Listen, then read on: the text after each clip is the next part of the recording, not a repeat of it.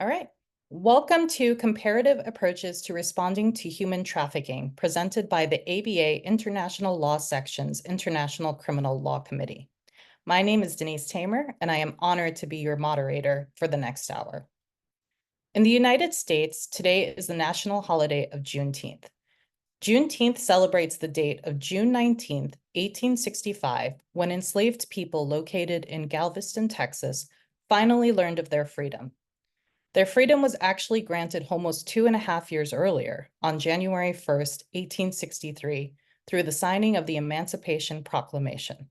However, it only became a reality when some 2,000 Union troops finally reached this far outpost in a Confederate state and declared that the 250,000 enslaved Black people of Texas were free by executive decree. Today, we have a lot to get to in 1 hour, so let me dive in by introducing our brilliant panelists.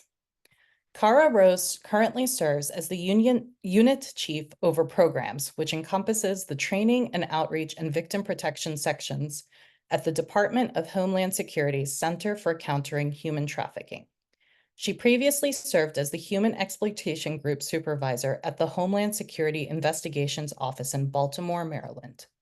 Cara has 22 years of federal law enforcement experience, including working as a U.S. Border Patrol agent in Yuma, Arizona, and Detroit, Michigan, and as a special agent in human smuggling and human trafficking investigations in both Detroit and Maryland's Eastern Shore.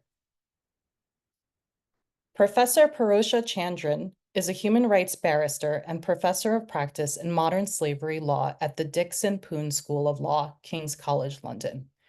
She is a 2015 recipient of the U.S. Department of State's Trafficking in Persons Hero Award for her work to establish the rule of law for trafficking victims and for her unparalleled legal representation of victims of modern slavery.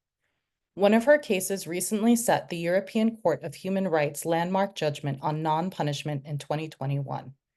She also contributed to a UK Supreme Court's judgment in 2022 that was the first to bring in the world to recognize the right of trafficked domestic migrant worker to bring compensation claims against a serving diplomat. With almost 3 years of legal expertise in representing victims of human rights and human trafficking violations, alongside providing high-level legal advice to organizations, parliaments, and states on trafficking and modern slavery laws, she is a multi-award-winning, world-leading expert on the law related to human trafficking. Joseph Sese works as state counsel and customary law officer in the Law Officers Department, Office of the Attorney General, and Ministry of Justice, Sierra Leone, where he proffers legal opinions and prosecutes all criminal offenses in the High Court of Sierra Leone Holden in the Northeast region of the Republic. Previously, he worked as a barrister and solicitor of the High Court of Sierra Leone as criminal defense counsel and later as a consultant prosecutor, prosecuting sexual-related offenses and financial crimes. He also served as senior trial monitor at the United Nations-backed Special Court for Sierra Leone and the National Courts. Professor Jill E.B. Koster van Voorhout is a professor of socio-legal studies at Vrije University Amsterdam and associate professor in international criminal law and human rights at Maastricht University. She publishes extensively in interdisciplinary fields, including on improving financial investigations into human trafficking.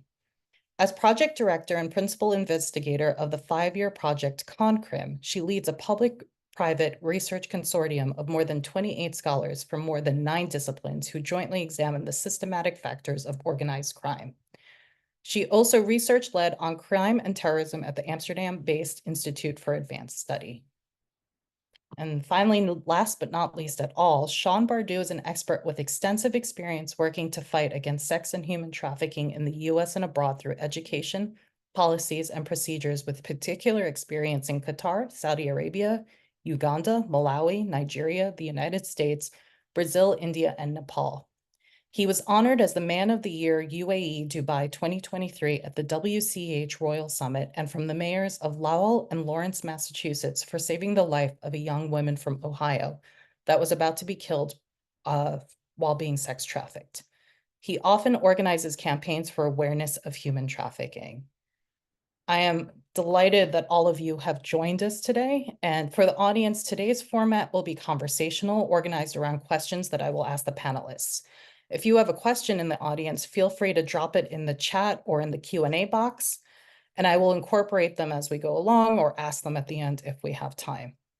So that's the stage set. I'm going to start with the first question, and that's with you, Jill. In the human trafficking arena, there's an age-old debate on whether the data is accurate and what the data can tell us about the crime of human trafficking. What are the challenges you have with the data that comes out about human trafficking or other forms of trafficking?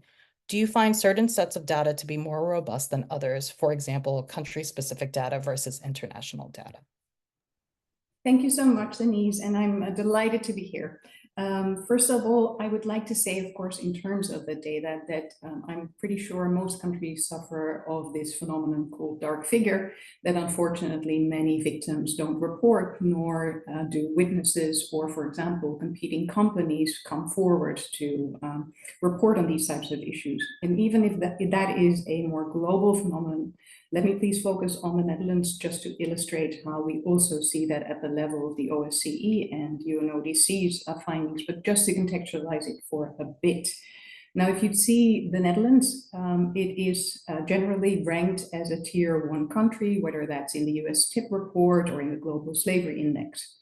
Nonetheless, what we notice in the Netherlands are two negative trends that I think are prevalent in more countries, meaning, first of all, that we see and detect fewer victims of human trafficking, despite such positive and proactive approaches like the Netherlands having had a national rapporteur as one of the first countries. The second negative trend is one of fewer perpetrators being involved in criminal investigations. And I've done some research on this myself as well, where we see a 92% rate of non-prosecution due to the fact that there's a lack of evidence. Now, my general query, and hopefully also to the other panelists, would be, can we solve both negative trends?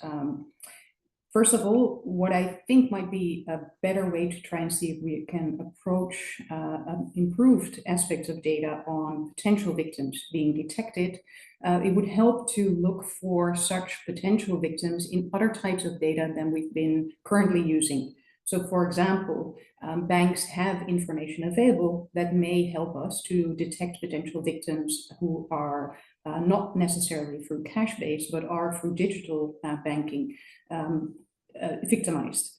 And that, as a second point, would also help us in finding evidence for what usually is the element that is most difficult to prove, and also is one of those sources why the prosecution rate is so low. Which even means that only 8 cases per year on human trafficking for the purpose of labor exploitation are currently being prosecuted on average. And of course, if we want to look for data on exploitation, one would need to know the difference between what one has or should have earned and has actually earned in practice. We've done so in the Netherlands as of 2015. That resulted in 2 criminal investigations and 1 surveillance action in 2019. And so we're currently doing exactly what you said, Denise, by trying to look with multiple partners, including 3 banks, 3 NGOs, 3 ministries, and several others, and all those scholars you mentioned, to try and see if we can do something against those 2 trends and also improve our data on the crime of human trafficking. This, of course, is just to get us started, but I very much look forward to hearing every other panelist's perspective on what we need to do in order to find improved data on both potential victims, and perhaps use unorthodox sources of such data. Thank you. Thank you. Cara, would you like to respond? Sure, absolutely. Thank you. So I can speak to Department of Homeland Security. So within DHS, we rely heavily on data to show how much work we're doing and how much we're accomplishing, both at an agency level. So for within the Department of Homeland Security Center for Countering Human Trafficking, it is Homeland Security Investigations led. So the Homeland Security Investigations is the investigative branch of Homeland Security. So we can get an accurate depiction on at least what the Department of Homeland Security's investigative branch is doing. And because we are tasked with creating an annual report, we are able to provide accurate statistics within our own agency. Now, as far as the US government as a whole, every agency or department is tasked in some way with reporting human trafficking to statistics, but you do get into a gray area sometimes, especially having work in investigations.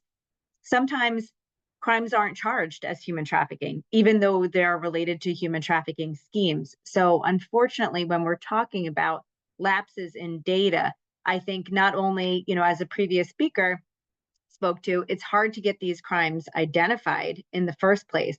But then you have to realize your victims are your evidence. And in order to get a case prosecuted too, especially on a federal level, you need additional evidence. You need that corroboration that this crime has actually taken place. So many times, even though we know a human trafficking crime has been committed, if it is maybe more historical and a lot of the evidence is no longer able to be attained for purposes of pursuing a prosecution, then sometimes those cases don't get prosecuted. Does it mean that the human trafficking didn't happen? No, of course not. It absolutely did. However, we can't show it in a statistic. So I think that that's where I have the biggest problem with, yes, we can account for a lot of statistics as being accurate, but those are the cases that we were able to make arrests on, indict, and prosecute. And that doesn't always account for all of the victims that have been identified, which we do keep track of. We do keep those statistics as well. So you can see in our annual report, if you're able to look at it, that we track all of that data, which will show how many victims have been identified, but also how many cases have been initiated, how many arrests have been made, indictments, convictions, et cetera, so that we are accurately able to at least represent what we are doing at the Department of Homeland Security, which I think is really important. But globally, we've always had that $150 billion business profit thrown out, and do we always know where that's coming from? No. So I think there needs to be more work done in the area of statistical analysis and reporting worldwide. I think that we do an excellent job at the U.S. government, but you can't always account for those lapses in identification, arrests, and prosecutions being for human trafficking related crimes, so that they're being recorded as such. Thank you. Joseph, would you like to speak to the topic? Yeah, sure. Thanks, Denise. Again, I want to join both previous speakers in stating that data and statistics are very important elements, if you like, in determining the issue of human trafficking and how best they can be analyzed, or what can be done with regards to the fight against human trafficking if you have accurate data and statistics. But unfortunately, that has not been the case, not just in my country, but then in most countries, for obvious reasons. Firstly, there's been the problem of having, or what constitutes, accurate data and statistics when it comes to issues of TIP or smuggling of migrants. And this goes to the issue of the laws in most countries, including my country, as to what in fact will constitute those offenses, because it is out of that particular aspect, you will be in a position to generate data and statistics. So for instance, if you don't know what the offenses are, it will be very difficult for you to generate the actual data and statistics that will be required to speak to those offenses. So I tell you what is happening presently in Sierra Leone. Because of the new legislation we are having, there are so many issues relating to trafficking in person and smuggling of migrants that from the investigative angles, most investigators are not in the position with respect to determine that, in fact, this is a case for trafficking in person or smuggling of migrants. And once that is done, you start losing focus or losing sight of a particular data and statistics right from the initial points, right from the entry point where reports are being made. Because my thinking has been this: you start to collect data and statistics from the initial point of reporting. If you are able to generate your data and statistics where reports are being made, investigation are being conducted, then you will be in a position to know where the reports part of case of human trafficking, where this report investigated, where the investigation concluded to logical conclusions, where they prosecuted, where they convictions. So more often than not, what we see happening in Sierra Leone, cases will originate from different offenses, not ordinarily related to trafficking in person. But then as the investigation progresses, what will happen will mean once the files are sent to the Office of the Attorney General, for example, to prefer legal opinion, the counsel dealing with those files will be in the position to say, look, yes, you've been investigating, for example, obtaining money by false pretenses, but then there are elements of human trafficking and smuggling of migrants. Go and reopen the investigation. And at that stage, the data that will be generated by the investigators will be the data that will be generated by the Office of the Attorney General. And this will go up until prosecution stage, wherein the judiciary will now have different data with regards number of cases reported, number of cases investigated, and number of cases prosecuted. So I see that as a challenge in collecting data and statistics, because it is almost difficult to synchronize all the actors with regards to the information they are receiving at every given opportunity. And again, as an opportunity, presently we are working on assisting all the players, if you like, in generating data and statistics, and to see how best we can start collating those information right from the initial stages. But yes, I agree, data and statistics play very important and very vital roles when it comes to the issue of human trafficking and smuggling of migrants in Sierra Leone. Thank you, Joseph. I'm going to ask the panelists if they want to respond, but respond quickly because we have a lot more questions to get to.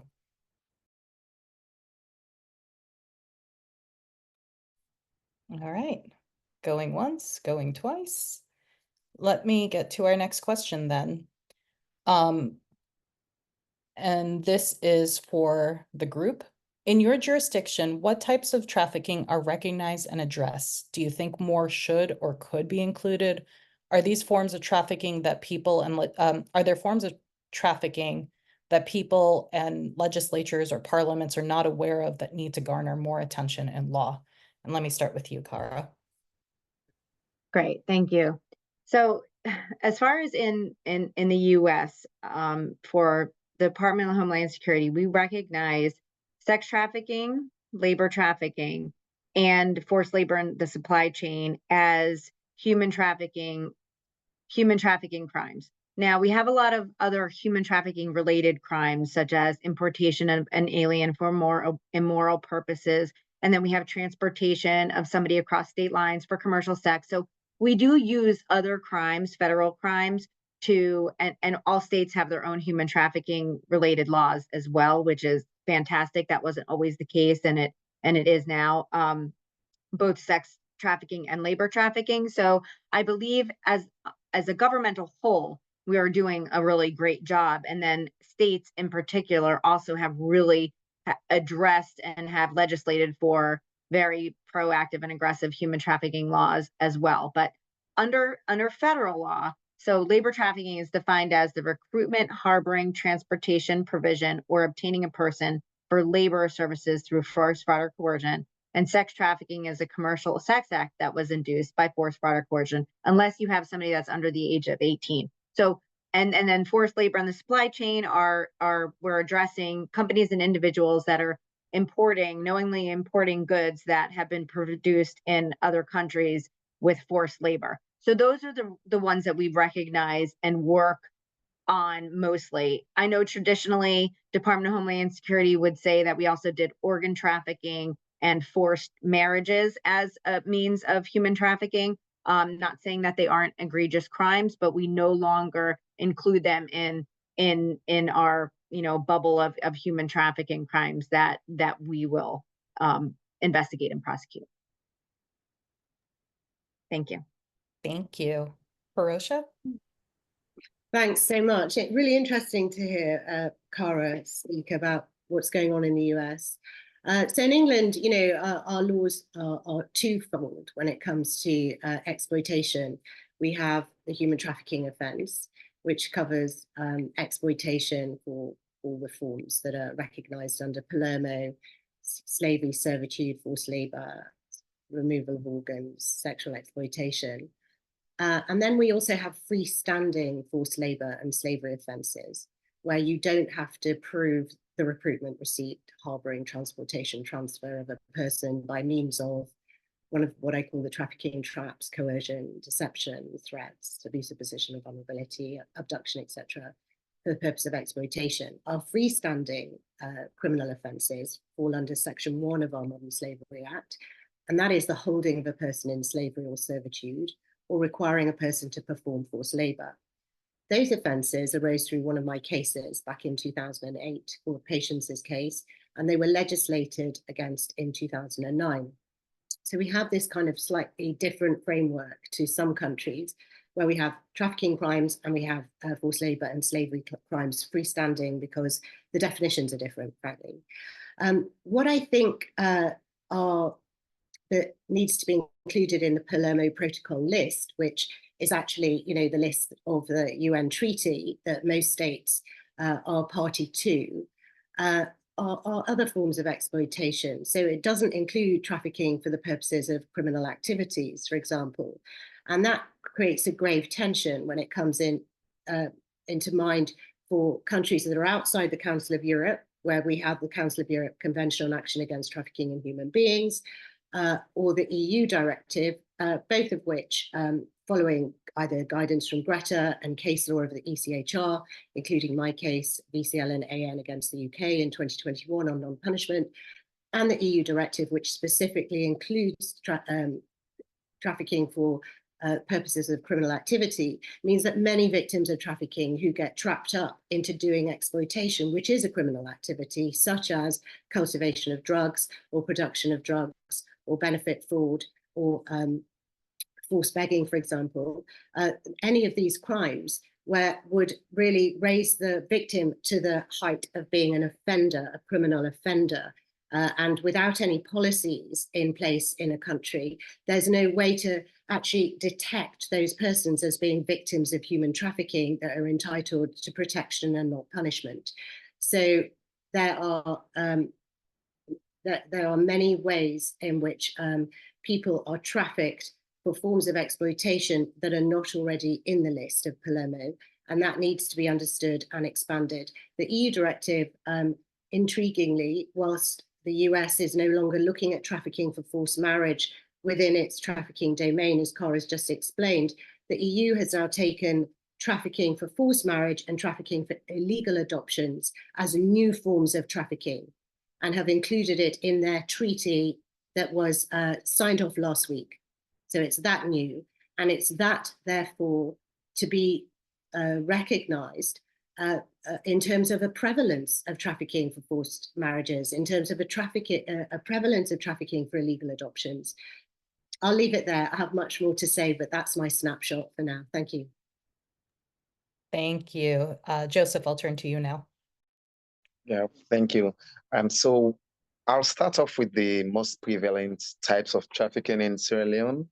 And mostly we have labor trafficking and sex trafficking, with the former, which is labor trafficking, on the rise, and sex trafficking obviously probably not being reported as that of labor trafficking. So for obvious reason, Sierra Leone is one of the countries in West Africa with so many minerals, and most of these minerals are being mined in provincial districts far away from the capital, and the mines in those provincial districts are far removed from the district headquarter towns. So what do I mean by that?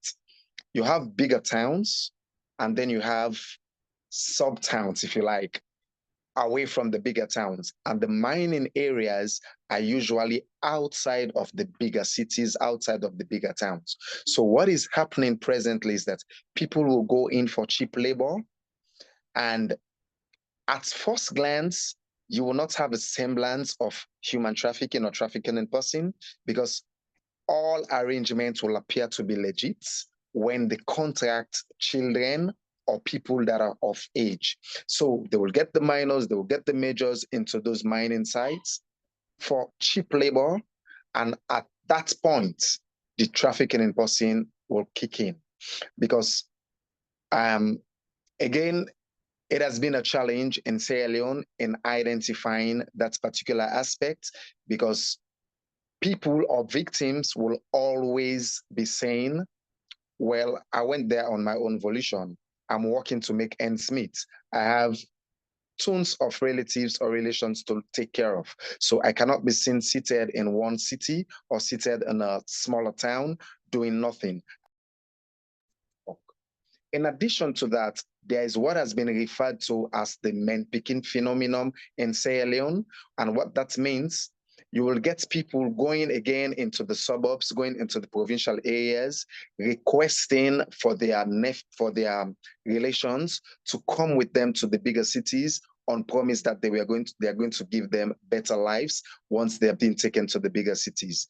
But once they get to the bigger towns, the aspect of the exploitation will come in, either by way of labor trafficking, of labor exploitation, or sexual exploitation. So those two have been on the high, with probably little reports on the aspect of the sexual exploitation, for obvious reason. Again, I enjoyed my colleague when they spoke about the aspect of the forced marriage, because that, as I see it presently, is the new defense, if you like, as to how people go about sexually exploiting people, because they tend to legitimize the relationship they have with the captors or the relationship they have with the victims. Say, all right, instead of people perceiving me as if I'm sexually exploiting you, I'm going to make you my wife. And once that is done, it will be very difficult to pursue those kinds of issues and bring them rightly under the aspect of human trafficking for sexual exploitation. So again, this has already been something that people have started looking at in the country, to see how we can have our legislators to start looking at that aspect of the forced marriage. Illegal adoption is not too on the rise when it comes to internal trafficking. We see that more often than not when it comes to issues relating to smuggling of migrants. So basically, those two are the most prevailing types of human trafficking in Sierra Leone at the moment. Thank you for that invaluable context. I found that very useful. Jill, let me turn to you. Thank you. Yes, so many important things have been said already, and I echo what Varosha also said, just including also the illegal surrogacy that the EU directive has also now recognized, for obvious reasons, of course, since the situation in Ukraine has gotten more publicity and perhaps also better knowledge. One other question that I had specifically on the forced commission of crimes, or indeed, as was said before, right, human trafficking for the purposes of criminal activities. We've seen very early cases already of forced pickpocketing, for example, never recognized as a form of human trafficking, and especially also drug-related crimes, as have been mentioned by Varosha before. But I also have a different type of question pertaining to how to examine cases of human trafficking in a more contextualized manner, since we don't really seem to take into consideration the effects of human trafficking on the decline of democracies and the rule of law. And I find this quite confusing, whereas you see that, for example, conspiracy theories about human trafficking, like QAnon, for example, are quite often related to their effects on democracy and the rule of law. But the real crime of human trafficking is not necessarily put into that context. Whereas, of course, as Kara already mentioned, that figure of $150 billion certainly does have a potential to affect democracy and the rule of law in such a manner. And I find that baffling even after well-known cases like the Epstein case, there has not necessarily been a follow-up to look into the other two countries that were affected, France and the United Kingdom, nor to the international banks, the three banks that were now accused of having laundered money. Not to say, of course, that the Epstein case is in any way informative or representative of multiple other forms of human trafficking, but even within that context, it doesn't seem like there's been a follow-up to examine what type of corrosive effects these types of crimes have. And I do wonder whether we shouldn't be paying more attention to the financial impact that these large-scale crimes that have such an expensive reach over so many countries has. So that would be, in addition to saying other forms of human trafficking have to be examined, also the effects of human trafficking as a cause of eroding democracy and the rule of law should be paid attention to. Thank you. Sean? Thank you so much. I do concur with my colleagues in terms of what has been said. In the regions of the world that I'm working in, for example, Malawi, there's human trafficking and there's labor trafficking. Labor trafficking is a serious problem. About 70%, of the Western region, they really don't even quite understand what's happening. The country is really vulnerable. Unemployment is really high. We're dealing with people just really easily exploited because of all of the financial and economic problems we have. We're also dealing a lot with cultural variables, especially within the Muslim community. Young girls are getting married and also being labor trafficked at young ages, as young as 9 years old, and then going to like Middle Eastern countries. The mindset is something which is very, very complicated. There are laws, yes, which enforce that this is a criminal, activity, but it's really hard to break that cycle when people are suffering. When people want a better life, the average household has a child, population of 6 people within a family. So when a family is unable to care for themselves, it's very easy for them to pass on one of their girl children to get married.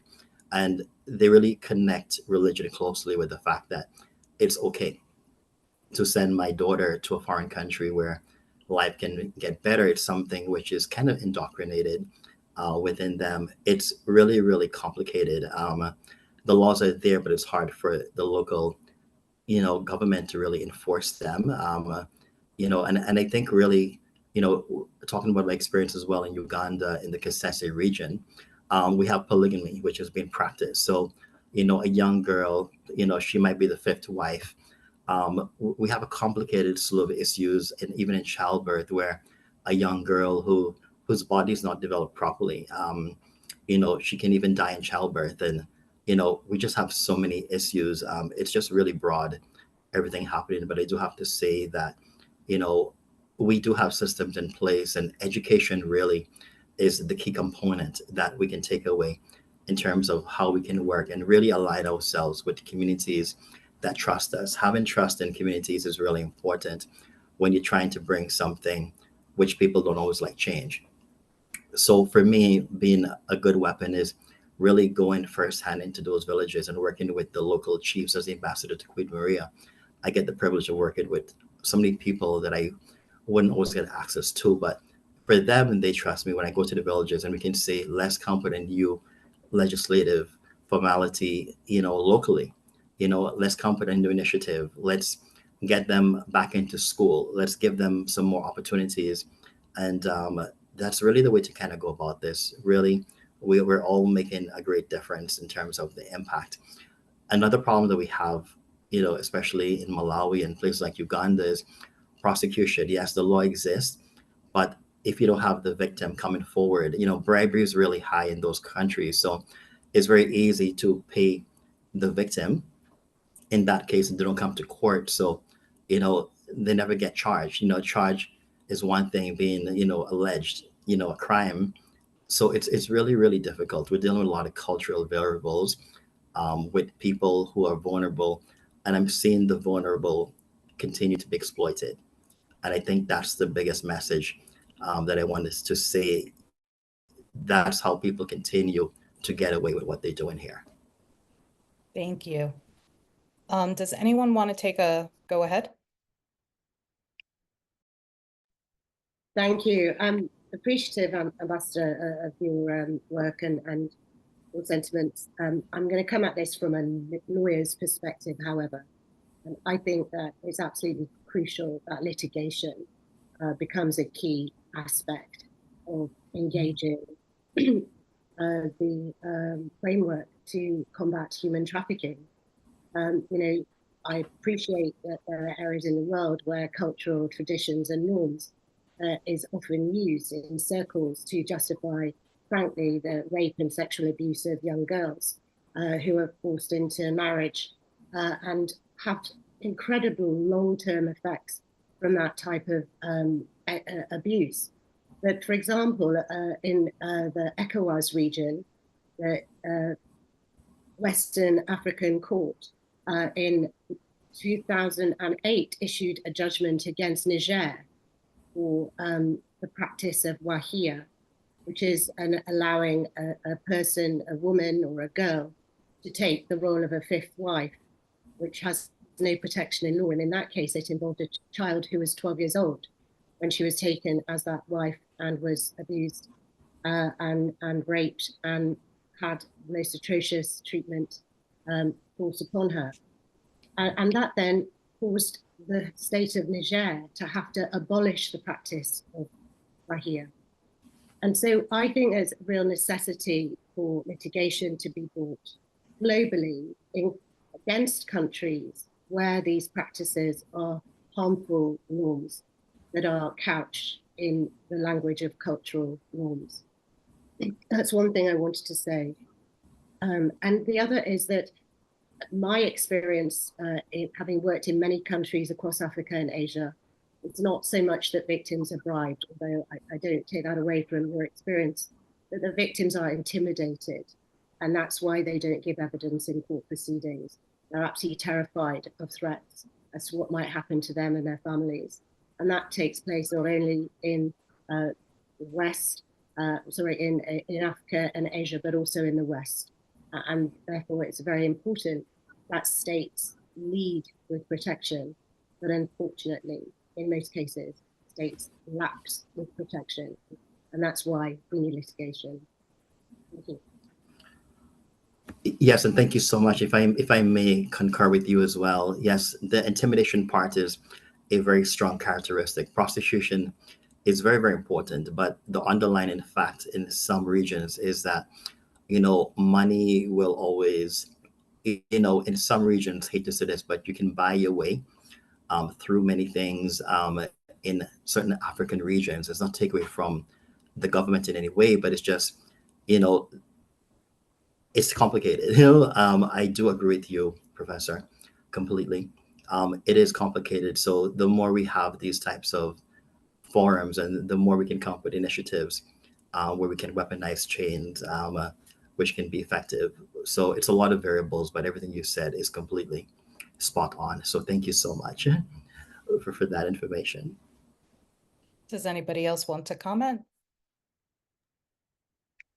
Yeah, I was going to comment on what Jill said earlier on with regards to the forms when she spoke about pickpocketing, considering those kinds of issues. So presently what we're doing, we've discovered that in some parts of the country, you'll have, some bad guys who will recruit people and then transport them to the other end of the country to engage in some form of robbery.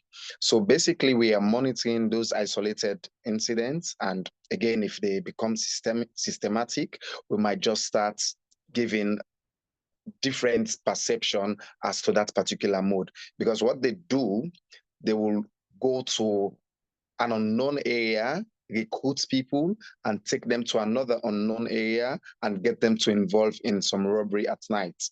Because of course they will tell them, let's go and steal.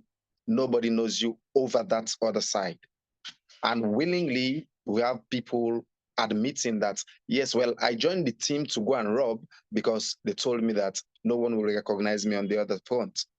So, but they are isolated incidents basically, but then we are trying to monitor that situation to see if it becomes systematic, then it might just be some cause to concern about. Jill, did you want to quickly respond, or should we move on? No, many thanks, Joseph. This is one of the issues that in terms of forced commission of crimes or human trafficking for the purpose of criminal activities, right? This is one such crime that now also seems to have gotten, at least in some Western countries, a more online component as well. So we haven't really talked about online scamming yet and their connections to human trafficking, as I know that this will also be a topic on technology later on in our discussion. But certainly, I mean, the interconnections between financial crimes and human trafficking, I tend to think that this is very much overlooked, whereas it is some sort of a business model in more countries. And we see a similar issue, Joseph, with that type of rotation of victims, since most of law enforcement efforts are quite region specific. And so we don't really see patterns unless we try and see if we can find those patterns in different regions at the same time. Because of course the rotation of victims and or recruitment somewhere else and then having people commit these types of crimes in a different region allows for law enforcement to not necessarily coordinate as much as it otherwise could do. And that seems to be quite strategic sometimes. At least in European Union, as far as I've seen, but perhaps, as you were saying, in more countries like Sierra Leone.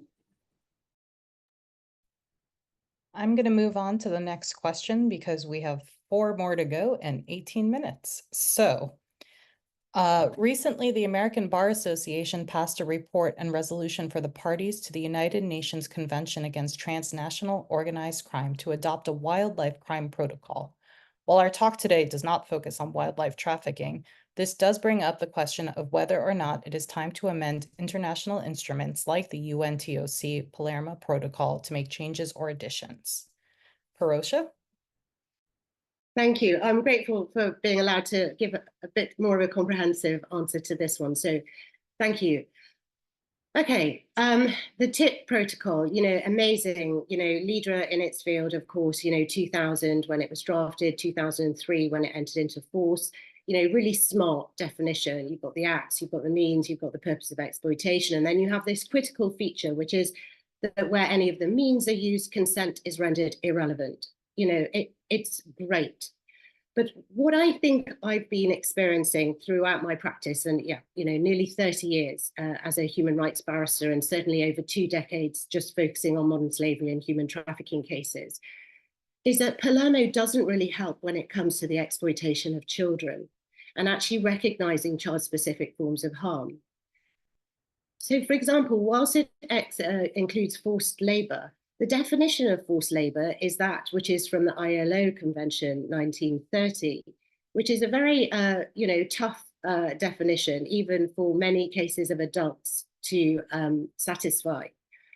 And yet, if you think about it, the Convention on the Rights of the Child preceded Palermo, and that had a number of very child-specific forms of protection, such as from economic exploitation, such as from the illicit production and manufacture of drugs.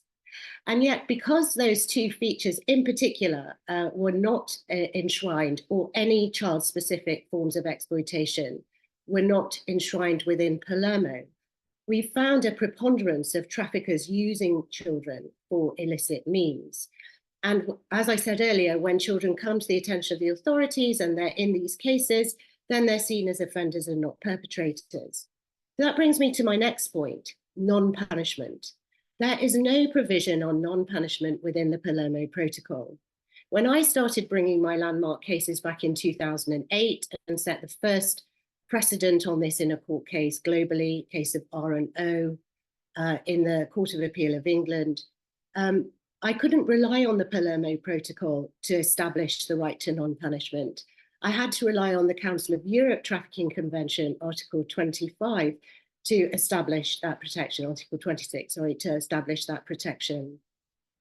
And the courts were very happy to award non-punishment in that case of RNO, because she was really what is considered to be a deserving victim. She was a girl. She was running away from a sex trafficker and using an identity document to get out of the country to flee him.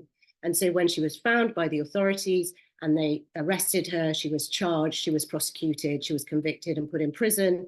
And I came to the court and declared non-punishment protection is necessary. The court understood what I was saying and they quashed that conviction. And as I say, that set a world first. But years later, when I came to do the case of R against N in 2011, when I was asking the Court of Appeal to frankly do the same thing, but in the context of a boy who was being used for cannabis cultivation, in a scenario which had all the hallmarks of organized crime. The walls were bricked up from the outside, the door was bolted, the yield was up to £1 million worth of cannabis. And the only reason he was found is because burglars smashed the wall down to steal the loot. He was prosecuted, charged, convicted, etc. And when I brought the appeal against his conviction, the Court of Appeal was very reluctant to apply non-punishment because it was a drugs case, frankly. And I lodged that case in Strasbourg, and it took 9 years to wait until that judgment came out, the case of AN against the UK, which was linked with VCL. So that's the non-punishment judgment that we eventually got. And so what I'm already talking about is a protocol to the protocol. Under the Council of Europe regime, we call the European Convention on Human Rights a living instrument to be interpreted in light of modern day conditions. And that's what the case law of the European Court of Human Rights looks at, how to interpret language that was set in 1950 in a modern day context. But with the Palermo Protocol now coming up to 25 years next year since it was signed, it's time, I think, to also suggest there needs to be a protocol to the protocol, not only to include more specific child forms of exploitation and to include a non-punishment provision, but critically overall to include a state obligation to have an identification scheme established by law, because that is what Palermo is missing. A state requirement, a requirement on states to have identification suffused within its law. Because without the identification of victims in a timely, efficient and accurate manner, you're not going to be able to prevent trafficking, protect victims, or punish offenders, perpetrators effectively. So that's really important. Another thing that's needed now as well is to look at corporate liability. There's no provision in Palermo directly on corporate liability. It's always said that, oh, look at Palermo in accordance with the UNTOC.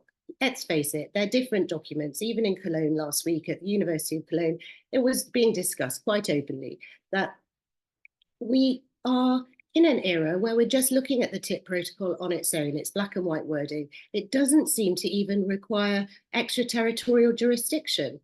That is apparently in UNTOC. So if we go to UNTOC, the parent convention, we're supposed to be able to draw obligations on states from that. So what's an interesting development in the field of exploitation is that the ILO Forced Labour Convention 1930 has been modernized in 2014 by the ILO Protocol on Forced Labour, which includes an identification obligation on states, which includes non-punishment, which includes much more on compensation and remedies for victims. Again, Palermo is too light on remedies and compensation for victims. So these are just some of my thoughts at the moment. I have many more, but I'm really grateful for the opportunity to share these with you today. Thank you. Thank you. And I'm going to piggyback on, there was a question for you, Parosha, in the chat. And if you could just take 30 seconds to reply off the top of your head, and then we'll move on to the next question. This is, based on your case, I wrote a thesis and established that the governments have a positive obligation to prevent child trafficking. What would it take to institute a public interest case against states to ensure they fulfill their obligation to prevent trafficking in person?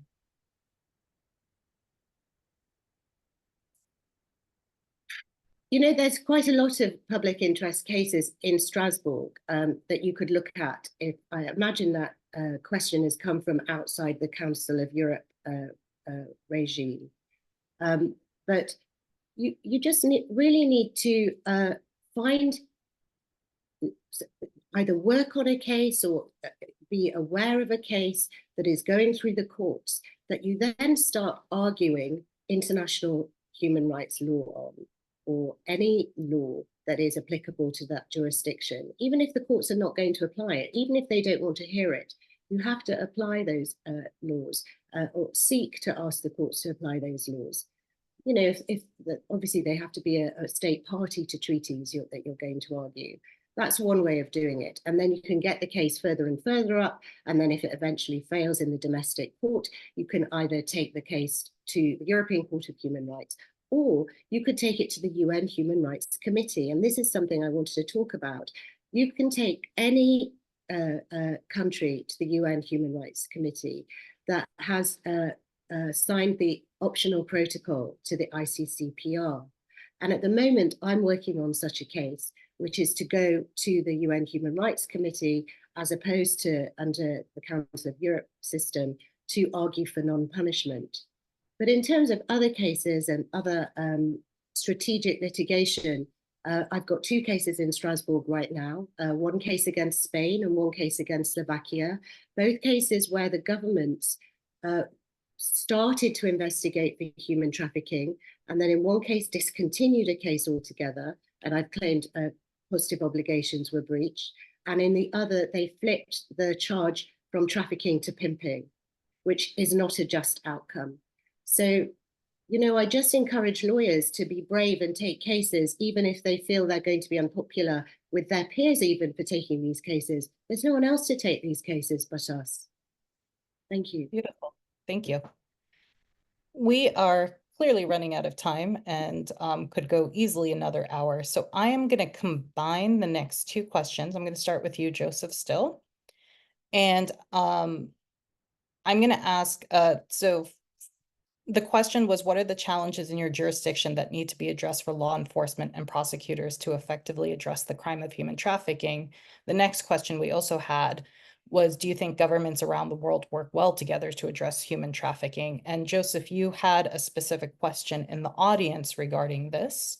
How do law enforcement agencies in Sierra Leone collaborate across borders to investigate and prosecute human trafficking cases?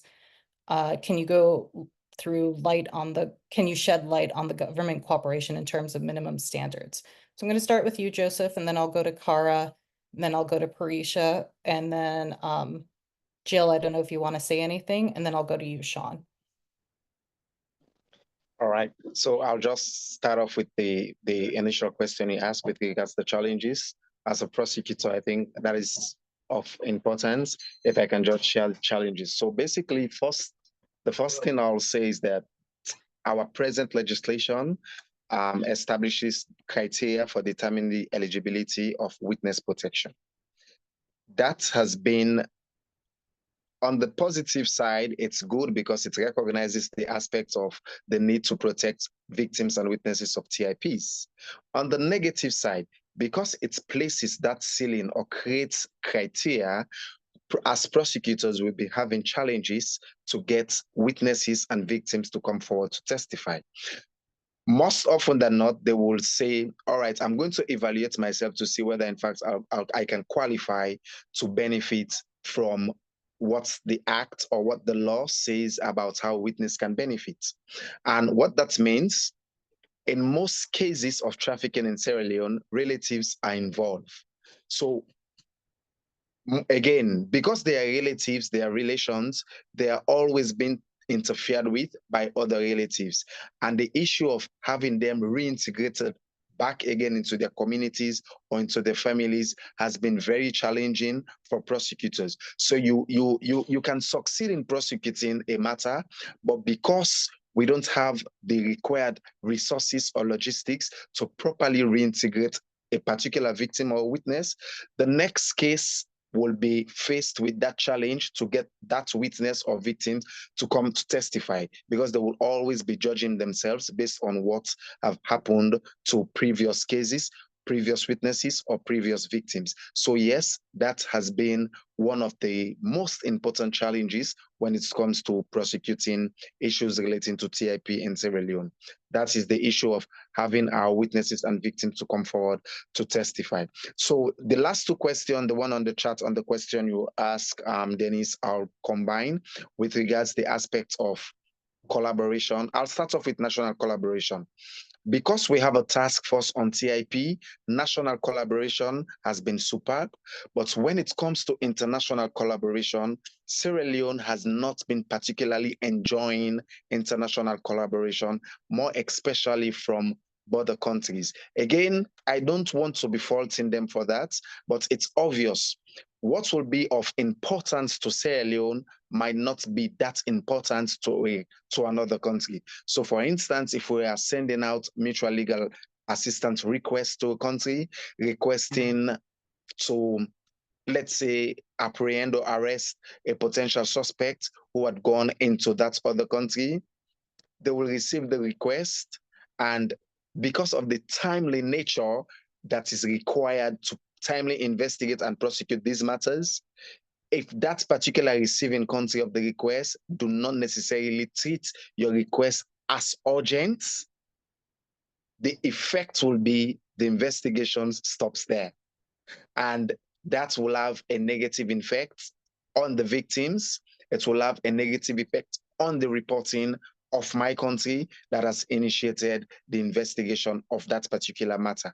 So yes, in as much as we are scoring some points, insofar as internal collaboration is concerned, but when it comes to external collaboration, we have not been particularly enjoying that from other countries, simply because it will appear, or it will mean that they are not prioritizing certain requests that are made to them, either because of the bureaucracies, or they don't just think that certain information should be given to other countries based on the request that is coming from those countries.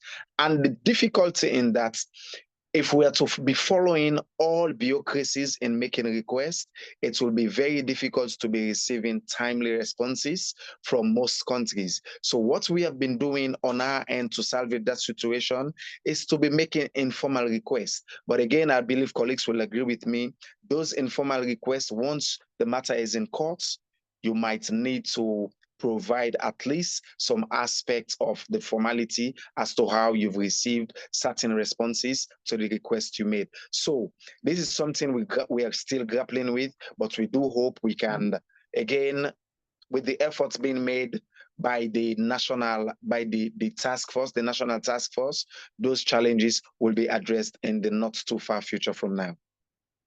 Thank you, Joseph. Kara? And I'll try to be fast. So the challenges, I could spend a lot of time on this, but I think reporting, identification, and investigative and prosecutorial resources are our biggest challenges in the US. Reporting, just the fear of law enforcement, fear of immigration consequences, the victims being isolated so they can't even report, fear of retaliation, not even understanding that they're victims, which happens all over the world. And as much as we have our tip lines and we educate law enforcement, first responders, other types of stakeholders and workforces, it's never enough. We can always do more on that front, and we try to do as much as we can. Identification, we do proactive investigations. So we try to identify proactively if somebody can't report to us and we hear of an incident, and we try to, go in and do our rescues. We have task forces that operate with federal, state, and local law enforcement all working together to be able to identify these cases when maybe they're identifying as other types of cases. And then just training. We spend a lot of time doing training. Now, on the investigative and prosecutorial resources front, there's challenges always for that. Not having enough people, not having enough subject matter expertise to do the job. Even if you have somebody investigating it, are they investigating it appropriately, prosecuting it? Is there enough evidence for a prosecutor to be able to prove beyond a reasonable doubt to a jury where they feel comfortable bringing that case together? So there are an incredible amount of challenges that we have in the US, and we try to work through them. with our investigative workforce and the prosecutors, and we all try to work together as much as we can. But there are definitely still things that we need to focus on to get everybody up to speed. Now, as far as the government's working well together, I think that, I've met Joseph in a training that's put on by Department of State. We go and we do trafficking in persons training in several different locations, the International Law Enforcement Academies, but we also support capacity building within our own attaché offices and do trainings, trafficking in persons trainings in other places where the ILEAs aren't possible or at specific direct requests from our attachés.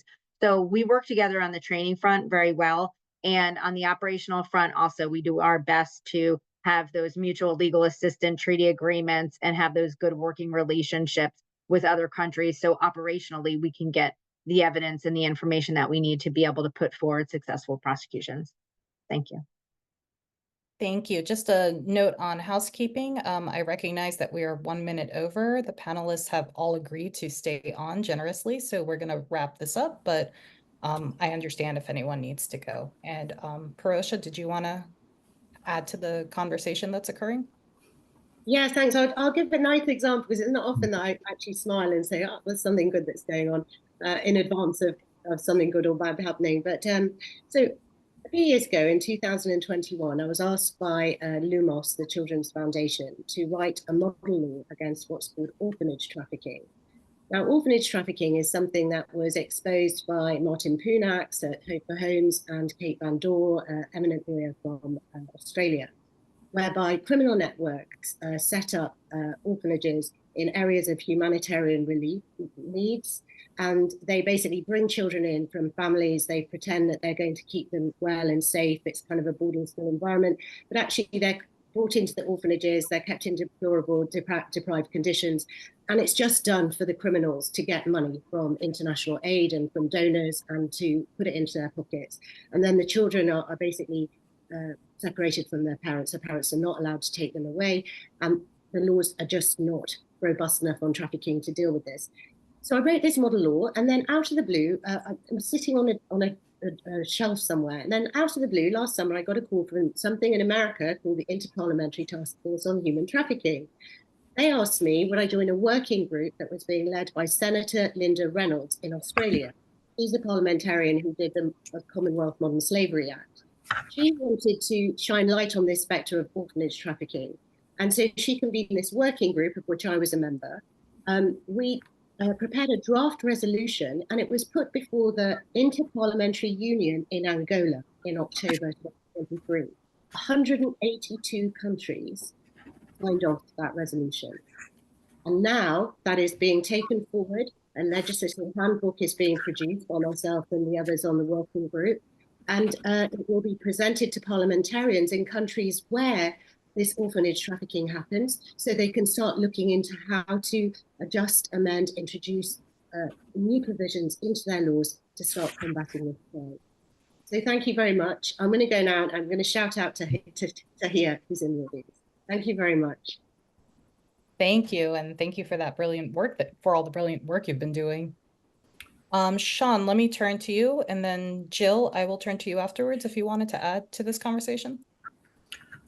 Thank you so much. So I do have to agree. A lot of different countries and jurisdictions do have policies and laws in place to protect, the victims, but are they truly being something which is uniformed? The answer is no. On the local level, that does exist. I want to go to the US in terms of they have a special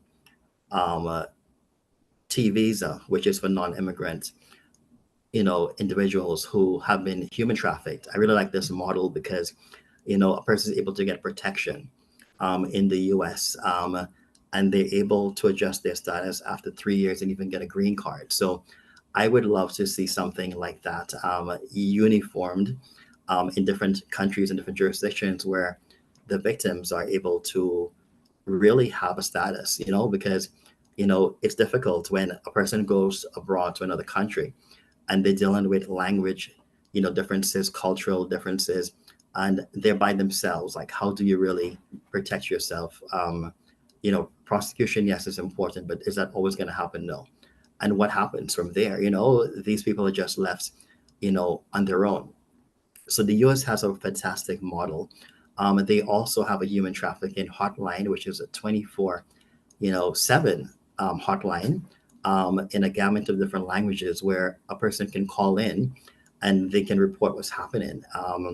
And then the Homeland Security as well, they have the Blue Code. I think Kara can better explain that.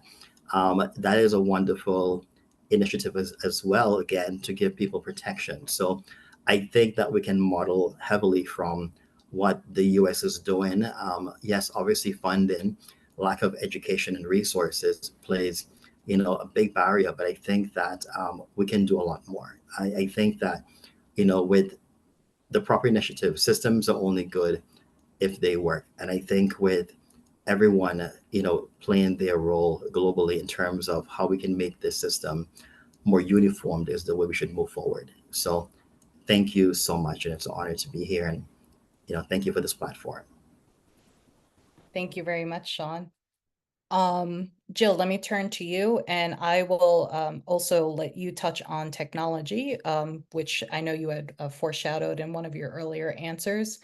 And for you, the question had been, how do you think technology can respond or contribute to human trafficking? Thank you, Denise. Yeah, just to wrap this up, because I know that everyone is already indulging us having this important conversation. But what I wanted to say in terms of cooperation, since that was the last topic, and then bridging it towards a topic of technology. One other question that I still have is how the public and private sector can work together better on these types of issues, since we've spoken quite a bit on law enforcement's duties and the state duties. But as Barosha was saying, of course, corporate liability may have to take a more important role in trying to avoid human trafficking from taking place in the first place, and also providing better evidence perhaps on such crimes like banks might be able to do. So looking from that perspective, of course, corporate liability for bad actors is important, but can we also find a way to cooperate with, for example, banks that in their suspicious activity reports conduct a better form of human trafficking investigation, so that if some victims are not able to come forward or are intimidated, as the reasons that we've all mentioned, is there a way, for example, to have improved information on the financial aspects of such crimes by cooperating? And bridging towards technology, one way to do so is, as Joseph was also saying, our lack of understanding of patterns in different types of regions.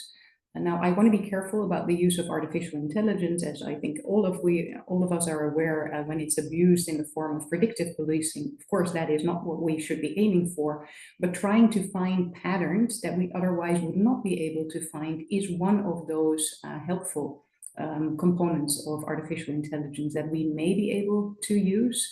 So as to see patterns that otherwise law enforcement would not see, because they focus on a specific region as opposed to multiple regions sometimes, and to also detect anomalies. So one other way to look for example, wages not being deposited on a bank account of someone who's being exploited because their wages are immediately withdrawn by them or by others.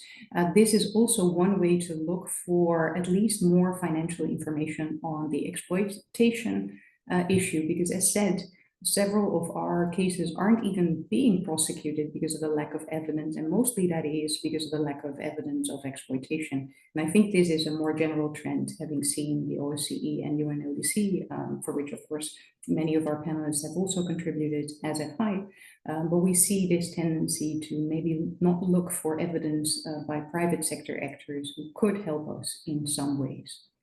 I hope I bridged the two themes as quickly as I possibly could at the end.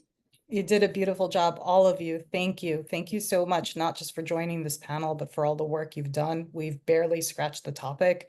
I would love to have dinner with all of you and learn from all of you, because there's so much to learn from each of your work. And I also want to just shine a light on Tim and Regina behind the scenes, who always make this easy for me and fun. And a big thank you to our audience for your engagement and for your questions. And the International Criminal Law Committee are taking a well-deserved break for July, but they will be back in August with their next webinar. I wish you all a very happy rest of your day. If you are in the Northern Hemisphere, have a wonderful summer filled with sunshine and relaxation and happy moments with family and friends.